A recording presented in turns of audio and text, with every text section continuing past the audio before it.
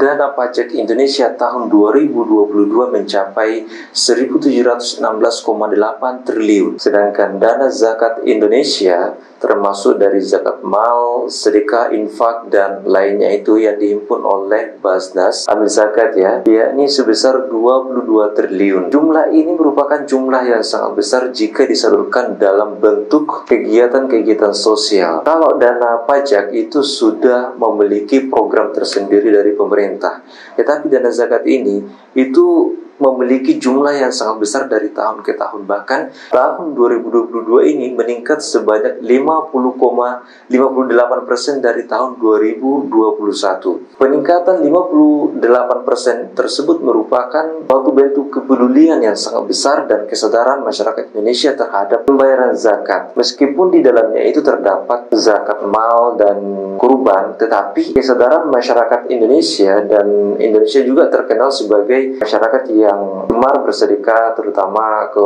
Palestina, yang membuat Indonesia terkenal dengan sedekahnya gitu. Tapi bagaimana dengan realisasi yang ada di Indonesia? Apakah dana tersebut sudah terprogram dengan baik atau sudah disalurkan dengan tepat sasaran? Mari kita tengok dari berbagai suku di Indonesia dan beberapa wilayah di Indonesia, termasuk di Indonesia Timur, Tengah, dan Barat. Kira-kira peradaban manakah yang lebih maju? Tentunya adalah peradaban Indonesia Barat, karena ibu kota berada di Indonesia Barat. Bagaimana dengan Indonesia Tengah? Indonesia Tengah ini cukup dibilang masih standar dan fine-fine aja lah ya. Tetapi bagaimana dengan Indonesia Timur? Indonesia Timur sangat tertinggal. Mungkin ribuan tahun, mungkin ada 1000 tahun tertinggal dari peradaban Indonesia Barat. Kenapa demikian?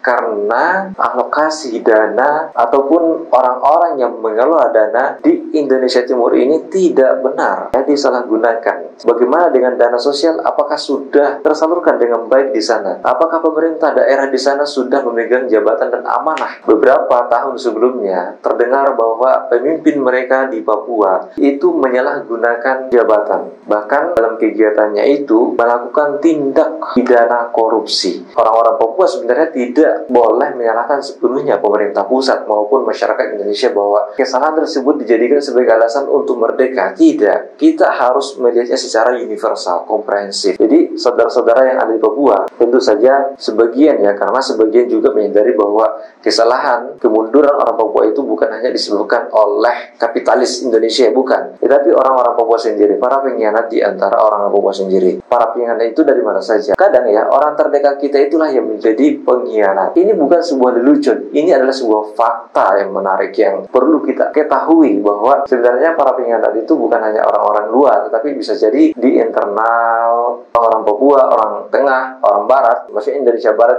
itu tidak perlu terlalu risau karena meskipun orang-orang Papua ini mendapat dana lebih, tetapi orang-orang yang memegang amanah tersebut itu tidak menggunakannya dengan baik, maka sama saja dengan bohong, sama saja dengan dijajah oleh orang Papua sendiri, sama saja dijajah oleh orang-orang Indonesia sendiri. Jadi harus dilihat secara komprehensif. Realisasi pajak lebih dari 100%. Tapi bagaimana dengan zakat di Indonesia? Apakah program itu sudah terlaksana dengan baik?